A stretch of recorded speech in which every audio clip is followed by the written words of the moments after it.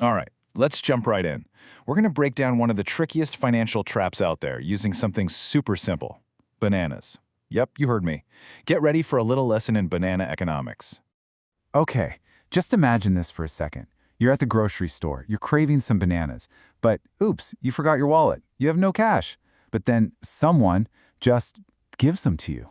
They say, hey, no worries, take the bananas now, you can just pay me back later. Sounds amazing, right? Like almost too good to be true. And that, right there, is the magic trick behind a credit card. It's all about delayed payment. You get the bananas, or the shoes, or the coffee right this second, and the actual paying part, that gets pushed into the future. It's basically a promise to settle up later. So that leads us right into the first part of our story, what I like to call the banana promise. This is the beginning of the journey, and honestly, it feels pretty great. I mean, think about it. The convenience is just incredible. You don't need to carry a wad of cash around. You don't have to nervously check your bank account on your phone.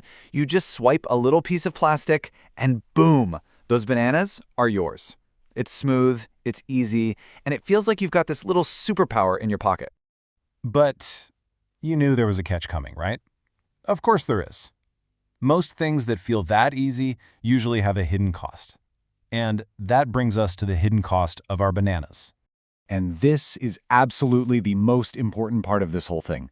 The system works perfectly as long as you pay back the full amount for your bananas when that bill shows up. But, and this is a huge but, if you only pay back a little bit of it, the whole game changes. The bank tacks on a little something extra. And that's something extra? Yeah, it's got a name: interest. Think of it like a fee you're paying for the privilege of borrowing. It's kind of like you're renting the bank's money, and interest is the rental fee. The longer you take to pay it back, the more rent you owe. So look at this. This breaks it all down so simply. You bought 10 bananas, but because you couldn't pay for all of them on time, interest got slapped on. And now you don't owe for 10 bananas anymore, you owe for 15. You have to pay back more than you ever even held in your hands. That's where the problem really starts. And this is where things can get really dangerous. Once you start owing more than you spent, it is shockingly easy to get sucked into what we're going to call the endless banana loop. So let's play this out. The bill for 15 bananas arrives, but you look at your bank account and you can only afford to pay for 5 of them. So you send in that smaller payment. And you might think, okay, phew, at least I paid something. But you still owe for 10 bananas. And that leftover pile is the bait in the trap. And here's exactly how that trap snaps shut. It's a simple, brutal cycle. Step 1, you owe a big pile of bananas. Step 2, you only pay back a small pile. But here's the kicker. Step 3, that pile you didn't pay off starts growing all by itself because of more interest, which leads to Step 4. Next month, you owe an even bigger pile than when you started. You're losing ground even when you're making payments. That's the debt cycle. So why on earth do so many people fall for this? Well, because carrying credit card debt just feels normal. You hear your friends talk about it, you see ads for low minimum payments, it's everywhere. So you start to think, well, if everyone's doing it, it must be okay. But here's the quiet reality behind all that normalcy. Millions, literally millions of people are caught in this exact loop.